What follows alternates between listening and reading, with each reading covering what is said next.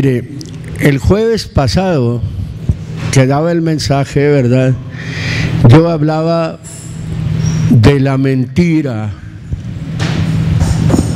lo que es la mentira, lo que es un mentiroso, ¿verdad? El daño que hace la mentira, las consecuencias que traen la mentira, ¿verdad? Y cómo hay condenación para un mentiroso, para una mentirosa. Y igual que en el mensaje de ayer para los matrimonios, mire, lo mismo que dice aquí. Y leían en el libro de la ley de Dios claramente, de modo que entendiesen la lectura. Y de eso se trata, de que hablemos claramente, ¿verdad?, lo que sale de aquí, no palabras, ¿verdad?, del ministro, no, sino que sean palabras, ¿verdad?, que salen del ministro, pero que vengan de la boca de Dios. Hoy, ¿verdad?, vamos a hablar lo contrario a la mentira. Hoy vamos a hablar de lo que es la verdad. Ahora vamos a hablar de la verdad. Ya está un poquito más blando el mensaje cuando ya vamos a hablar de la verdad, pero también tenemos que hacer conciencia, tenemos que pensar, tenemos que meditar, ¿verdad?, en lo que nosotros vamos a escuchar. Verdad es una palabra simple, ¿verdad?, que entendemos como mexicanos, ¿verdad? A ver, ¿quién no ha oído la palabra verdad? Yo creo que todo el mundo hemos oído la palabra verdad. Viene siendo, ¿verdad?, una palabra griega, aletheia. Precisamente, ¿verdad?, o sea, se emplea objetivamente significando la realidad que se encuentra en la base de la apariencia. Esa es la raíz etimológica de la palabra verdad. ¿Cómo es que se emplea objetivamente significando la realidad que se encuentra en la base de la experiencia? La palabra realidad viene siendo claramente, ¿verdad?, existencia efectiva, verdad. Eso es. Vamos a irlo viendo poco a poco. Ahora, la esencia manifiesta y veraz de algo. Vamos a ir tocando los textos de la palabra de Dios que hablan precisamente de la verdad. En el libro de los Romanos,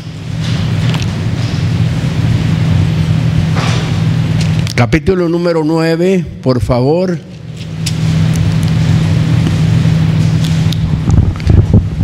Varias líneas, ¿verdad?, como los escritores, con qué sabiduría, con qué ciencia y qué manera y qué tiempo de aplicar esa palabra y de vivirla, respaldada, ¿verdad?, por Dios. Dice el verso número 1: verdad digo en Cristo, ¿qué dice? No miento. Ahí están dos palabras, verdad y mentira.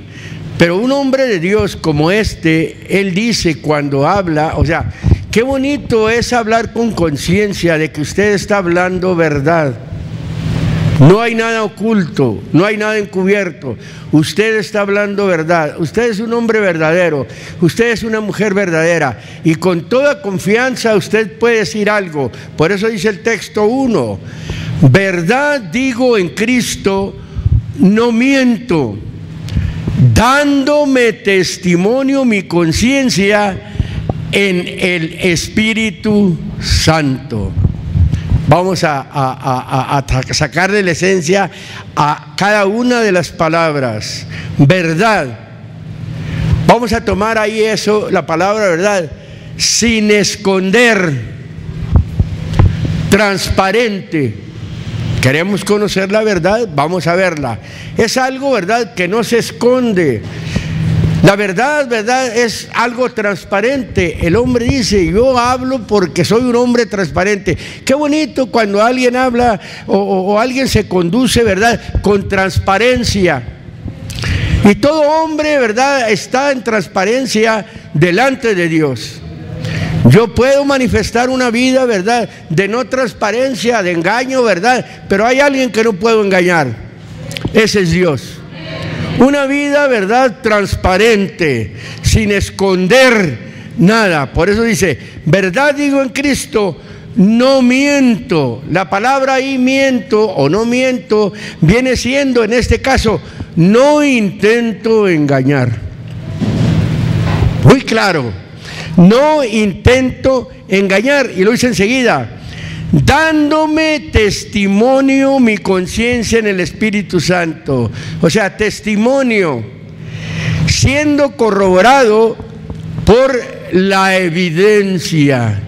Oiga, qué bonito cuando alguien da evidencia de ser una persona verdadera, de ser una persona transparente, de ser una persona honrada, ¿verdad? El hombre está hablando así, se está presentando así. ¿Por qué? Porque está hablándole a alguien, ¿verdad? Y está poniendo como base, ¿verdad?, la palabra de Dios, está poniendo como base al Señor. Cuando dice, dándome testimonio mi conciencia, corroborándome por evidencia el Espíritu Santo. Y luego sigue diciendo, para eso, la palabra conciencia ahí, nosotros la podemos conocer y la sabemos, muy comúnmente la oímos, pero aquí es copercepción. El Espíritu Santo, copercepción. O sea, percibido en dos. Uno es uno con otro. Copercepción, o podemos decir conciencia moral. Oiga, la verdad es clara, la verdad es bonita, la verdad es hermosa, ¿verdad? El testimonio de Dios en usted, cómo le corrobora, ¿verdad? ¿Por qué? Porque usted está dando evidencia que Dios está con usted y Dios está precisamente en usted. Santo es el Señor. Segunda de Corintios,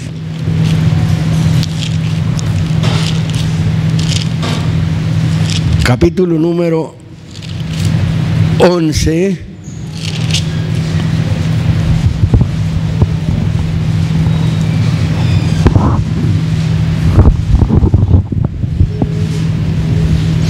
fíjese cómo habla este hombre. Oiga, qué bonito cuando usted siente, ¿verdad?, a Dios en usted, que en su hablar, su conducir, ¿verdad?, su manera de ser, aún su manera de pensar. Dice en el versículo número 10, así de esta manera, dice: es la verdad de Cristo en mí, que esta gloria no me será cerrada en las partes de Acaya. Acaya era una región.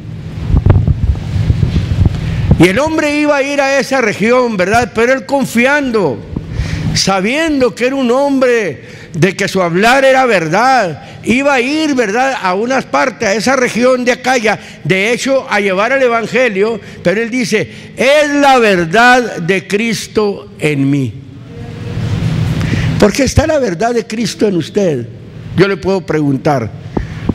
Cuando usted habla, cuando usted va a ir a alguna parte, ¿verdad?, para que hable usted con confianza, que no tenga temor en su hablar.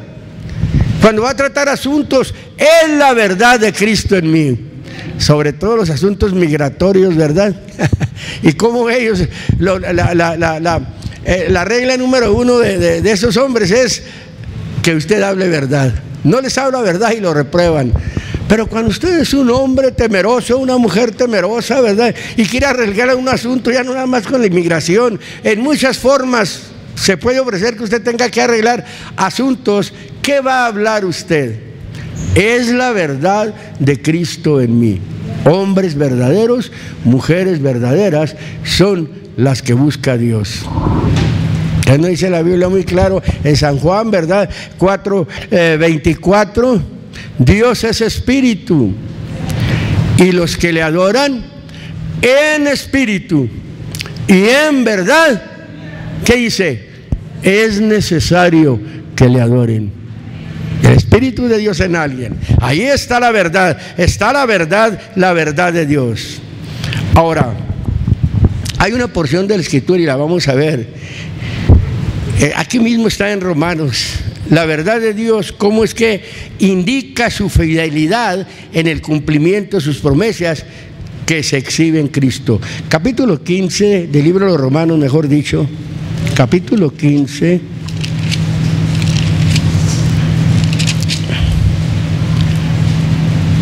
Versículo número 8.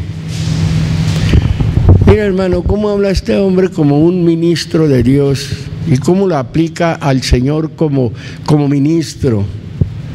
Quiero que pongamos atención, sobre todo, ¿verdad?, los que somos predicadores, los que somos servidores del Señor, los que estamos al frente, ¿verdad?, de un grupo de hermanos, porque no nada más el pastor está al frente, sino las ayudas están al frente todas. Dice el versículo número 8: digo pues que Cristo Jesús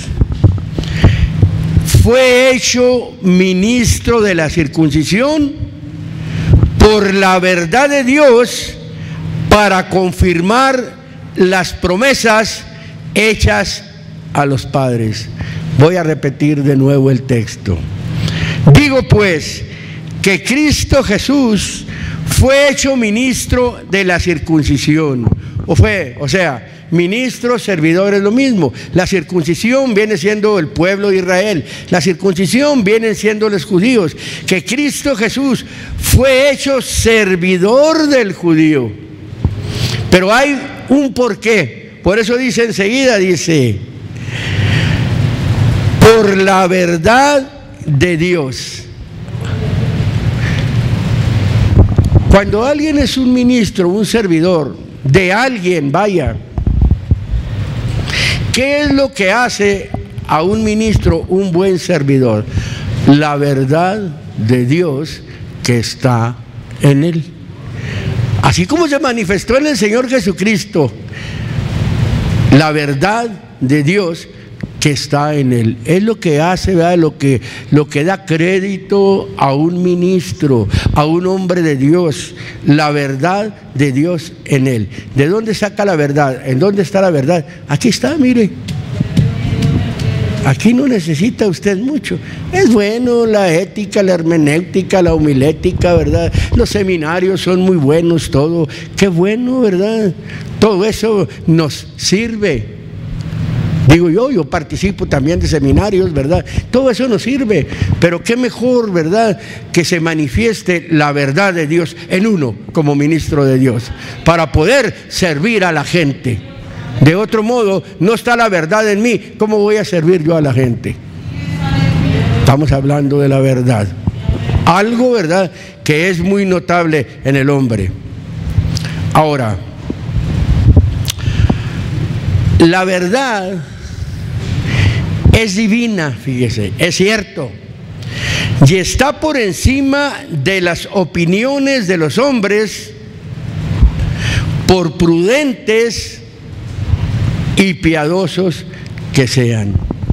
Hay gente que es muy prudente, que más bien se le puede llamar a veces sagaz. Hay gente, ¿verdad?, que es muy piadosa, con esa bandera, con la bandera del amor quiere hacer todo y no habla lo que debe de hablar. Suaviza las cosas, suaviza la vida de la gente. La gente no crece, la gente no entiende, la gente no se siente, ¿verdad?, redarguida. El ministro debe de ser claro. No estamos hablando de ser ofensivo, de ser agresivo, no, sino de ser claro de lo que la palabra de Dios dice, lo que la palabra de Dios quiere, ¿verdad?, que hable. En el libro mismo de aquí, capítulo 3, capítulo número 3, voy a leer.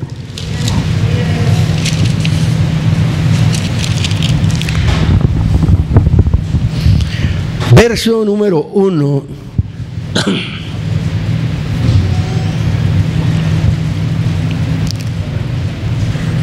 Capítulo número 3, verso número 1 del libro de los Romanos, dice de esta manera: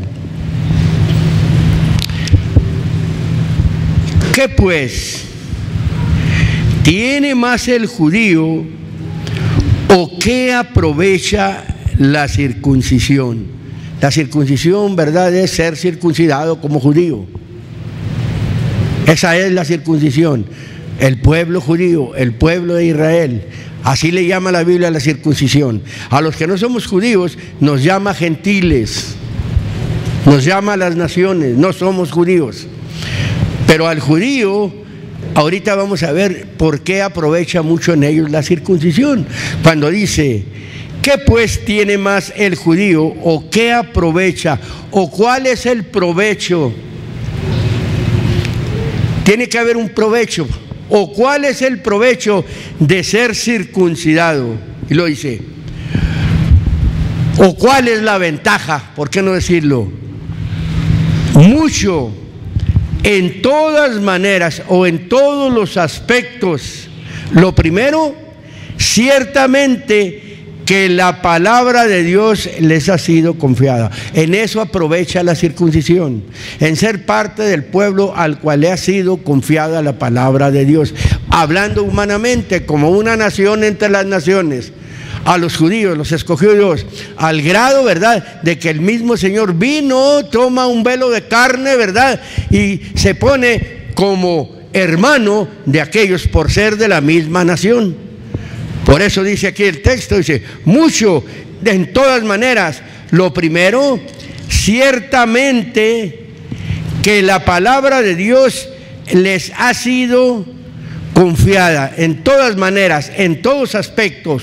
Verso número 3, y luego dice, pues qué, si algunos de ellos, refiriéndose a los judíos, a los que les ha sido confiada la palabra, aquellos que no han entendido, como suele suceder con nosotros, ¿verdad? ¿A poco a nosotros no se nos ha sido confiada la palabra? Aunque la salvación viene de los judíos, ellos nos la traen, ellos se las confió Dios a ellos, a nosotros por medio de ellos también nos ha sido confiada la palabra. Que no nos pase lo que pasa con los judíos o con lo que pasó con muchos de ellos. Dice, pues que si algunos de ellos han sido incrédulos, la incredulidad de ellos habrá hecho vana la verdad de Dios. Me voy a detener un poco ahí, como suele suceder. Hay veces que, o sucede en ocasiones, que gente que viene al Señor fracasa en el Señor, después le echa la culpa a los hermanos, después le echa la culpa a Dios, a todo mundo le echa la culpa. Se comporta, ¿verdad?, como un incrédulo, o ya no cree, vaya, en las cosas de Dios. Pero eso no va a ser vana o no va a ser nula la palabra de Dios. Sale la palabra de Dios y no vuelve a él vacía. Antes hace, ¿verdad?, lo que ha de hacer, para lo cual es enviada la palabra de Dios. Ahora sigue diciendo, él mismo contesta y dice, en ninguna manera, o sea, jamás, antes bien, sea Dios verdadero, mas todo hombre mentiroso, como está escrito, para que seas justificado en tus dichos y venzas cuando de ti se juzgare. Para que seas justificado en tus palabras y venzas cuando de ti se juzgare. No, hombre, usted es un mentiroso, no es cierto lo que dice, pero como es la palabra de Dios, se sobrepone sobre todas las cosas. Sale la palabra de Dios y la palabra de Dios va a vencer a aquel incrédulo. ¿Cuántas veces no nos hemos topado, ¿verdad?, con gente que dice que no es verdad, que dice que Dios no existe, tantas cosas? Pero como nosotros hemos hecho conciencia de las cosas de Dios, tenemos la experiencia del Espíritu de Dios en nosotros, en nuestras vidas, ¿qué nos puede a nosotros, verdad, refutar estas cosas? Si Dios por nosotros, ¿quién contra nosotros? Mire, hermano, conocer a Dios, vamos a verlo ahorita, nos lleva a nosotros a una libertad, porque a eso nos ha traído. Yo creo que nosotros conocimos a Dios y conocemos a Dios, tenemos una vida de libertad, al menos yo tengo una vida de libertad. Eso no quiere decir que hay una perfección, que no sucedan problemas en mi vida, que no vengan enfermedades, ¿verdad? Que no haya cuestiones, que no haya tantas cosas, pero hemos sido enseñados a vencer. Ahora, en el libro de San Juan, capítulo número 8, vamos a tomar textos muy conocidos, hermano. Capítulo número 8 del libro de San Juan.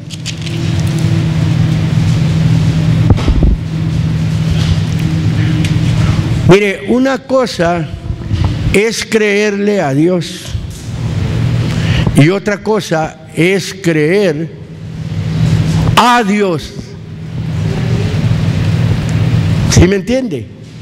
Como Abraham, y creyó a Dios, no dice creyó en Dios, de hecho cree. La mayoría del mundo dice que Dios existe. La mayoría de la religiosidad, ¿verdad? Estamos envueltos en eso. Creemos en Dios, pero creemos a Dios para hacer lo que Dios nos dice, lo que Dios nos manda. Capítulo número 8 de San Juan, verso número 30, fíjese. Dice de esta manera: hablando él estas cosas, se está refiriendo al Señor Jesucristo, muchos, dice, creyeron en él. Verso 31. Y decía Jesús a los judíos que le habían creído: si ustedes permaneciereis en mi palabra, ¿qué dice? Seréis verdaderamente mis discípulos. Voy a volver a repetir el texto para poder grabárnoslo y metérnoslo al corazón. Cuando nos dice en esta forma, dice, y decía Jesús, ¿a quiénes les decía? A los judíos que le habían creído. ¿Verdad que le habían creído? Y luego dice enseguida el texto: si ustedes permanecieren en mi palabra, ¿qué dice ahí? Serán verdaderamente mis discípulos. ¿Cómo es que nosotros somos acreditados delante de nuestro Dios? Porque decimos ser discípulos del Señor, muchos, ¿verdad? Si nosotros permanecemos en su palabra, la palabra es Dios, Cristo es Dios. Si nosotros permanecemos en Cristo, vamos a manifestar verdaderamente un discipulado de Dios. Sigue diciendo los textos y lo dice: y conoceréis la verdad, y la verdad os libertará. Ahí hay una palabra, o es el verbo, mejor dicho, ginosco. Y conoceréis, sabréis, notaréis absolutamente, tendréis el conocimiento de Dios. Si tienes el conocimiento de Dios, dice el texto, la verdad te va a libertar. Jesucristo dice: yo soy el camino, yo soy la verdad, yo soy la vida. Nadie viene al Padre si no es por mí. O sea, no dice nadie va. Para ir a Dios hay que conocer a Jesucristo. Jesucristo es el Dios encarnado. Grande es el misterio de la piedad. Dios ha sido ¿qué? Manifestado, dado a conocer en carne, en un cuerpo, vaya. Se está refiriendo al Señor Jesucristo.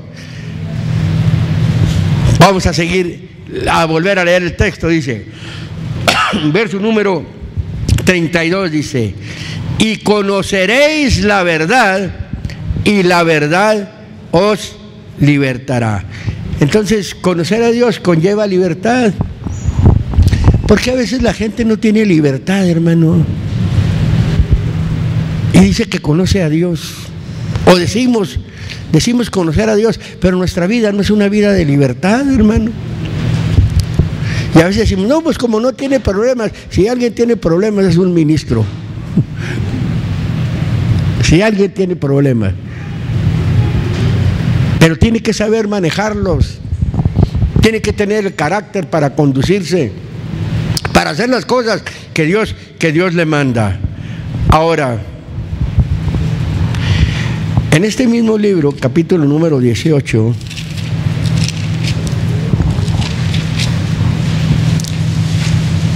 santo es el Señor. Versículo número 37 y versículo número 38.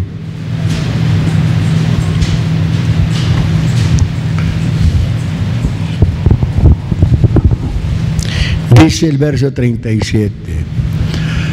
Díjole entonces Pilato al Señor: ¿luego rey eres tú?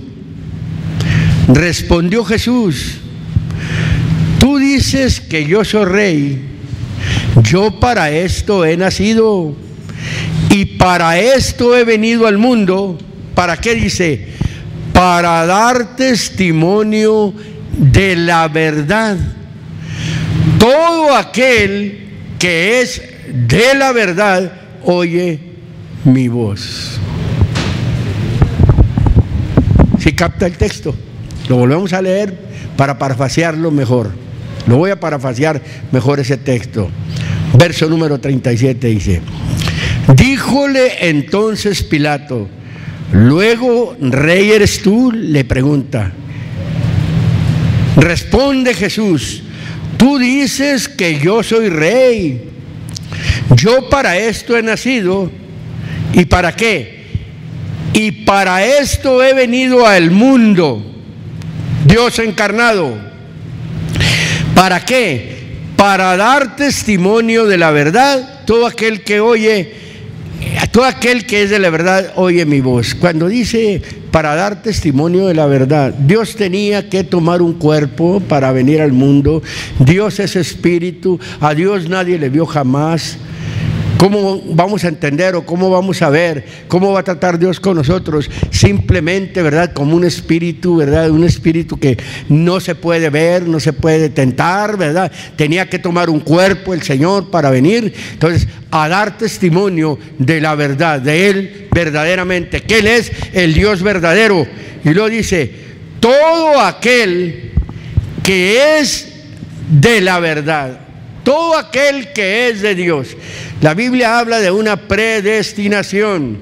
Dice que fuimos predestinados en lugares celestiales. ¡Aleluya! Todo aquel que es de la verdad, todo aquel que es de Dios, oye su voz. El que es de Dios no oye su voz, hermano. Oirá así audiblemente, ¿verdad? Oye las palabras, oye tantas cosas, pero al estar decir oye su voz es obedece a su voz, recibe su palabra, obedece a su palabra. ¿Por qué? Porque es de Dios. Esa es la verdad. No estamos hablando una mentira, estamos hablando lo que la Biblia dice de la verdad. ¿Qué es la verdad? ¿Cómo sé yo que soy de Dios? Porque oigo su voz, porque recibo su palabra. No vivo una vida de engaño, que ahorita estoy aquí, al rato estoy allá en el mundo. No. Hombres de verdad, hombres verdaderos. Ahora, ¿qué es la verdad? Capítulo 14.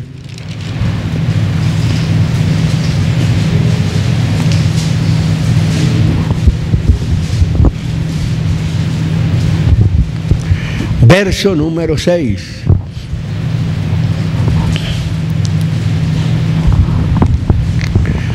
(14:6), si lo tiene, por favor, véalo, tómelo.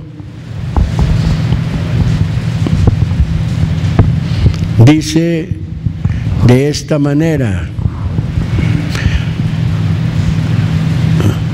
Bueno, desde el 4 voy a tomar para entender mejor esto. Dice: y sabéis a dónde voy y sabéis el camino. Fíjese, tratando con ellos, Señor, sabiendo, ¿verdad?, a dónde iba, porque ya cuando está tratando con ellos ya se dieron cuenta que es Dios.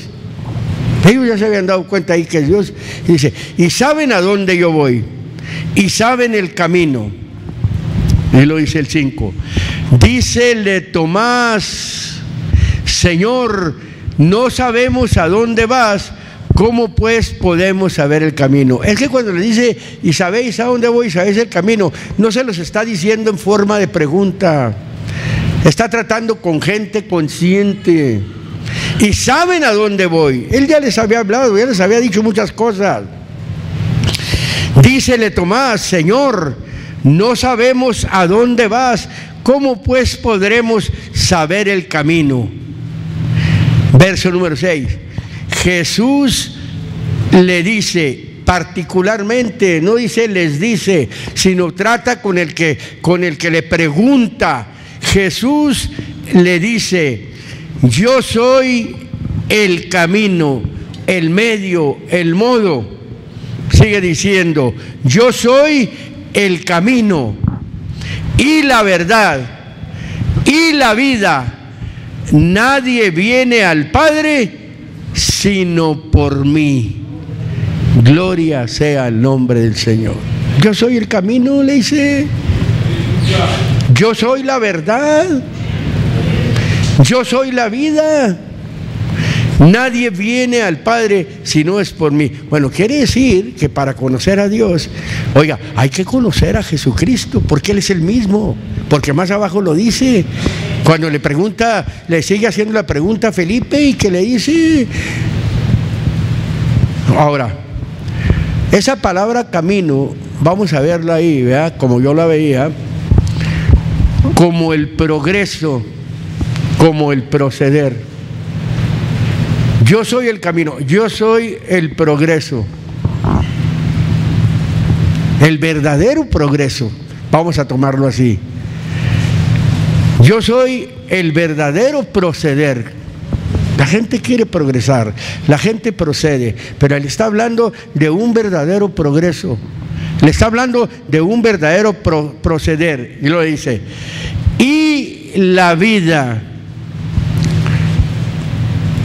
o la verdad, perdón, la verdad, ahí se está aplicando como el conocimiento del Dios verdadero. Como el conocimiento del Dios verdadero.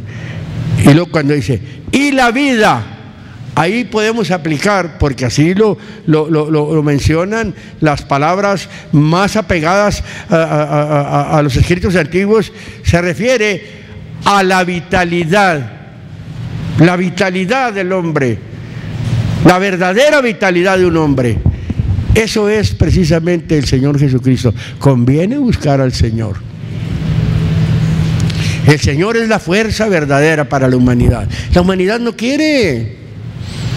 Él es el camino, Él es el progreso, Él es el proceder, Él es la verdad, Él es el conocimiento del Dios verdadero, Él es la vida, Él es la vitalidad para la humanidad. La humanidad no quiere. A veces ni nosotros que estamos en el medio religioso, a veces nos dormimos, a veces no ponemos atención a esto. Únicamente muchas de las veces, ¿verdad?, somos cristianos o nuestra manifestación es dentro del grupo, ¿verdad?, dentro del medio donde nos movemos, pero no estamos conscientes de eso. Hermano, estamos sirviendo al Dios verdadero. No somos un simple grupo religioso. No, somos verdaderamente la iglesia del Señor. La iglesia del Señor procede de esa manera. Tiene conocimiento de su Dios. Conoce verdaderamente a su Dios. El apóstol en una ocasión les dijo, para vergüenza de ustedes, les dijo, algunos no conocen a Dios. Pero nosotros conocemos a Dios, hermano. Aquí está en su palabra, en la palabra de verdad. En el libro de Isaías,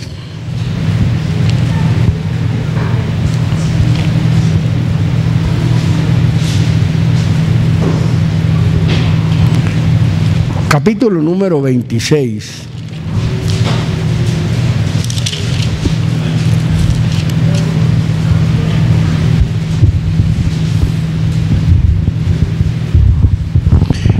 Voy a leer desde el versículo número 1. Mire, hermano, aquí nos pesamos nosotros, en esto que vamos a ver. Dice el versículo número 1, dice 26:1 de Isaías: en aquel día cantarán este cantar en tierra de Judá: fuerte ciudad tenemos, salud puso Dios por muros y ante muros. Fíjense cómo van a cantar, lo que van a ver, lo que van a experimentar, lo que es Dios, lo que es la Jerusalén venidera. En aquel día, dice, cantarán este cantar o esta canción en tierra de Judá: fuerte ciudad tenemos. Porque ahorita le vamos a dar la figura. Salud puso por Dios, o salud puso Dios por muros y ante muros. ¿Quién conoce, verdad, historia, verdad, sobre las ciudades antiguas? Antes de que se inventaran los cañones, verdad, la mayoría de las ciudades eran fortalecidas con muros, y muchas de ellos. Bueno, y quiero mencionar algo. Cuando Jerusalén fue tomada allá en el año 70, que penetraron el primer muro, se toparon los romanos que los judíos habían hecho otro muro adentro, un antemuro, doble muro. Y así está hablando aquí la Biblia, ¿verdad? Salud puso Dios por muros y antemuros. ¿Qué es la salvación? ¿Qué es la salud? Es un muro y está puesto también por antemuro. Y lo sigue diciendo el texto: abrid las puertas y entrará ¿quién? Gente justa, y lo dice enseguida: guardadora de verdades. La Biblia es clara cuando dice: justificados pues por la fe tenemos paz para con Dios, y lo pone el medio: por medio de nuestro Señor Jesucristo. La gente justa es la gente verdadera. Voy a volver a leerlo: abrid las puertas y entrará la gente justa, gente que ha sido justificada, guardadora de verdades. Oiga, la gente que es justa, o si yo digo que soy justo, yo debo de ser guardador de verdades. Dejar esa vida de mentira, dejar esa vida de pretextos, dejar esa vida de por cualquier cosa. Mucha gente así es. Por cualquier cosa no voy, por cualquier cosa no apoyo, por cualquier cosa no participo, por cualquier cosa, ¿verdad? Una gente que es verdadera siempre está prestos, dice la Biblia, para toda buena obra. La gente justa es la que guarda la verdad, es la gente guardadora de verdades. Ahora sigue diciendo el verso número 3: tú le guardarás, ¿cómo? En completa paz. Oiga, qué bonito vivir una vida de paz, hermano, una vida de tranquilidad. Ya a veces me quedo sorprendido de ver tanta gente. Siempre están enfermos, siempre están necesitados, siempre hay problemas desde el hogar, vaya, aunque sean cristianos. Siempre, ¿verdad? Una vida de problemas. No hay satisfacción, ¿verdad? Como cristiano. Pues si la Biblia dice muy claro: y Dios no es hombre para que mienta, ni hijo de hombre para que se arrepienta. Por eso el texto dice claramente: tú le guardarás en completa paz. Y luego dice lo que dice: cuyo pensamiento en ti persevera, porque en ti se ha confiado. Oiga, una gente que siempre está pensando en Cristo, ¿verdad? Reducid pues a vuestros pensamientos, dice el libro de los Hebreos, aquel que sufrió tal contradicción de pecadores, porque no os fatiguéis en vuestros ánimos desmayando. Una gente que siempre tiene en su mente, no estoy diciendo, ¿verdad?, que a pensar tanto nada más en eso y dejar de hacer lo que tiene que hacer, no, pero que nunca se quite de su mente Dios. Hay gente que se olvida de Dios, no está en su pensamiento el Señor. Por eso dice el versículo, ¿verdad?, número 3, dice: tú le guardarás en completa paz. ¿Cuál es la razón? Cuyo pensamiento en ti persevera. ¿Cuánto tiene usted convertido?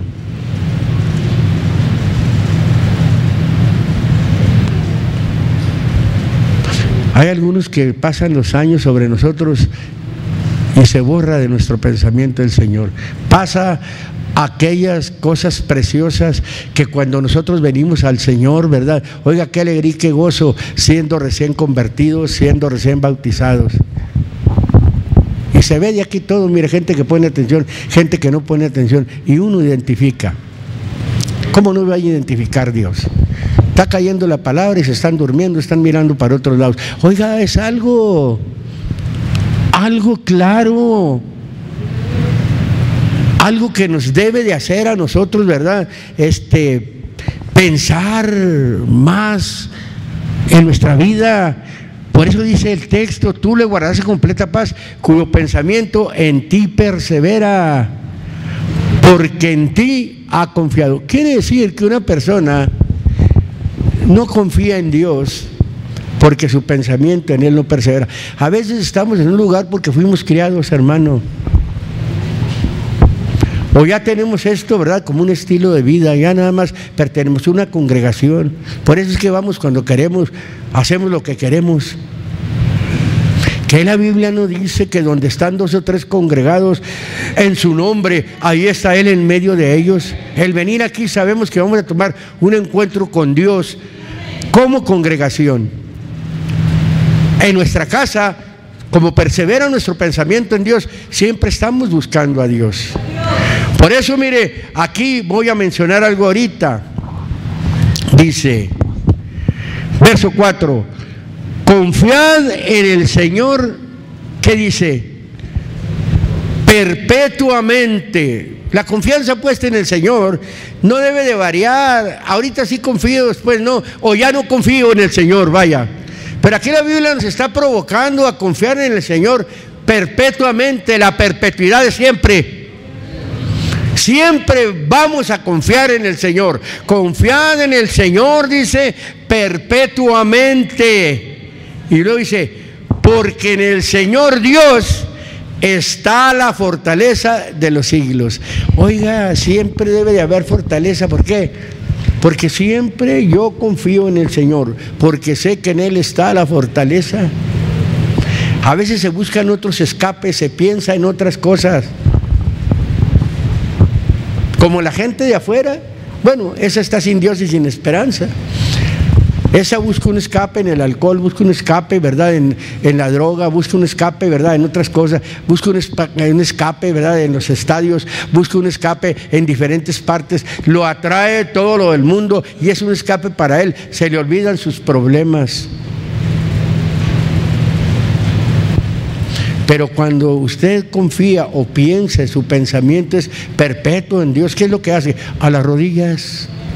Sus problemas, sus cuestiones, sus tentaciones, todo a las rodillas, a buscar a Dios. Viene la llenura de Dios y lo saca adelante. Mira usted la vida desde el punto de vista de Dios, desde el ángulo de Dios, mira la vida. Pero a veces entonces miramos la vida desde el punto de vista que la mira la gente, porque estamos envueltos entre la gente.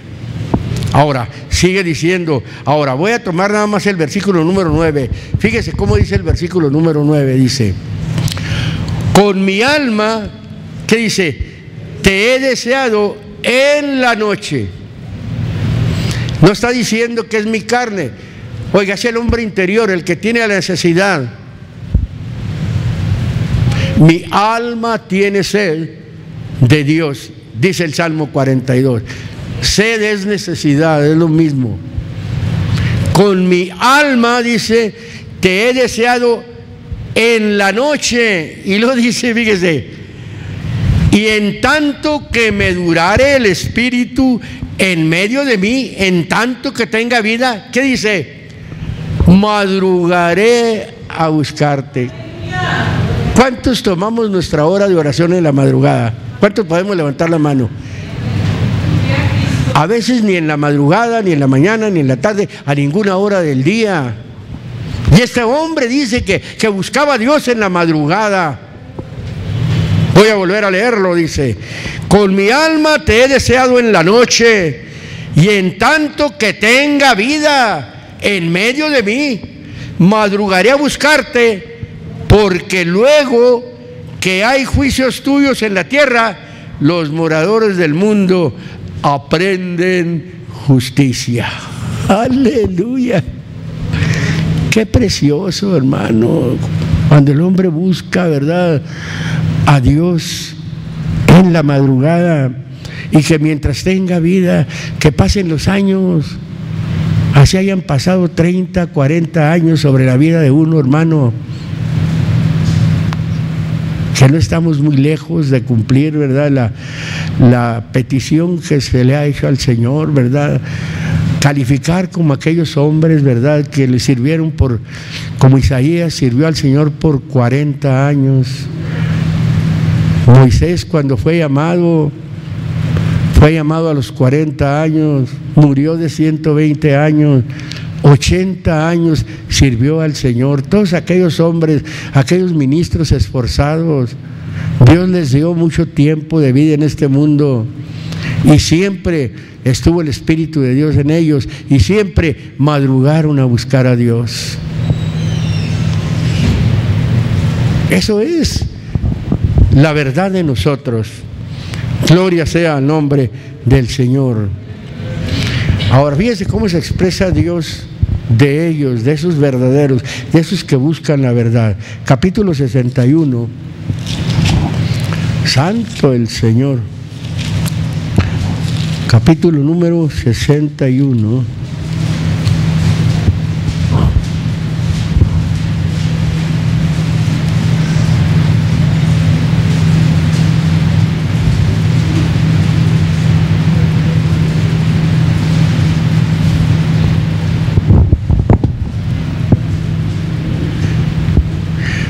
Verso número 6 voy a tomar. ¿Cómo se expresa Dios, verdad, de la gente? Dice, de la gente amadora de la verdad. Dice el verso número 6: y vosotros seréis llamados sacerdotes de Dios, ministros del Dios nuestro seréis dichos. Comeréis las riquezas de las gentes, y con su gloria seréis sublimes para un futuro. En lugar de vuestra doble confusión y de vuestra doble deshonra, os alabarán en sus heredades, por lo cual en sus tierras poseerán doblado y tendrán perpetuo gozo. Gloria a Dios. Verso 8: porque yo, el Señor, soy amador del derecho o de la justicia. Dice, aborrecedor del latrocinio, del atropello, del robo. ¿Para qué? Para holocaustos. Me voy a tener un poquito. Hay gente que por medio de negocios, por medio de tantas cosas, pesas falsas, todo eso, y con tristeza lo puedo decir, hay gente que sirve a Dios, que vaya a tanto segundero que hay religioso, con tanta ventaja muchas de las veces, y de ahí están en una iglesia y ahí dan de ahí. No se ponen a pensar que si obraran con justicia, Dios los bendecía o les hacía rendir más. Lo que toman poco, lo que trabajan poco, ¿verdad? Pero con el, como se menciona, con el sudor, ¿verdad? O con su esfuerzo de un trabajo, ¿verdad? Y limpiamente, Señor, aquí está lo que es tuyo. Me lo he ganado, pero esto no es mío. Lo mío es el 90%, lo tuyo es el 10%. Toma lo tuyo y de lo mío también toma lo tuyo, lo que es para ti. Por eso dice el texto, dice 8, porque yo, el Señor, soy amador del derecho, aborrecedor del latrocinio, para holocausto, o sea, para sacrificio, para ofrecerlo. Por tanto, afirmaré en verdad su obra o su trabajo y haré con ellos pacto perpetuo o pacto eterno. Eso es lo que tiene Dios para todos aquellos que queramos, hermanos, vivir realmente la verdad. Y conoceréis la verdad, y la verdad os libertará. Quiero hacer un llamado, pero antes